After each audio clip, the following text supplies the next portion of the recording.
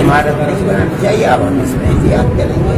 نہیں سر، جیسے ہمیں پتا ہے کہ جتنے بھی اسکول سنستھان جو بھی کچھ بنتا ہے تو وہاں پہ نقشہ پاس ہوتا ہے، مانچت پاس ہوتا ہے، ایس ڈی اے سے اپروو ہوتا ہے. ہاں، لیکن دارالعلوم کی اپنی ایک ایسی حیثیت ہے کہ دنیا میں کوئی اس طریقے کا ادارہ نہیں ہے اس اپنی وشیشتا کی بنیاد پر کبھی کسی نے دارالعلوم کو چھیڑا ہی نہیں چھیڑا تو دارالعلوم بھی اسی طرح چل رہا ہے. اگر وہ چھیڑتے کبھی ہم سے تو اب اگر ہمیں اس وقت ہمیں طلب ہوا کہ ہمیں یہ کام اس طرح کرنا ہے، اب ہماری آئندہ کی نہیں.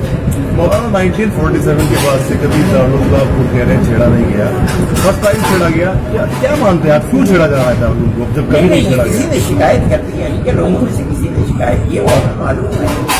لوگوں نے شکایت کی ہے، ان لوگوں نے شکایت کی کہ یہاں ہیلی کاپٹر اترنے کے لیے جگہ ہوگی. ظاہر ہے بغیر گورنمنٹ کی پرمیشن کے یہ نہیں ہو سکتا ہے، لیکن یہ بالکل جھوٹ ہے. ہمارے یہاں ہیلی کاپٹر کا کون آئے گا؟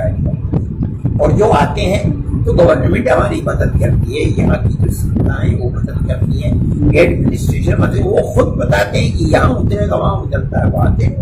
حضرت کچھ لوگ بار بار یہ ٹارگیٹ کرتے ہیں کہ دارالعلوم آتنکواد کا اڈا ہے، اس طرح کے بیان دیتے رہتے ہیں، تو کیا آپ اسی چیز کو جوڑ کے دیکھ رہے ہیں کہ یہ بھی ایک سازش کے تحت ہی جانچ وغیرہ کرائی جا رہی ہے؟ یہ کوئی چیز نہیں ہے. آتنکواد کا اڈا کیا کرتے ہیں؟ دارالعلوم تو دروازہ ہر وقت ہر ایک کے لیے کھلا ہوا ہے. رات میں آئیے، دن میں آئیے، جو چاہے دے کہ آتنکواد کہاں سے ہوتا ہے. ہمارے سبقوں میں بیٹھ کے قرآن اور حدیث کے اندر اگر آتنکواد نہیں ہے تو دارالعلوم میں آتنکواد کہاں سے ہو سکتا ہے؟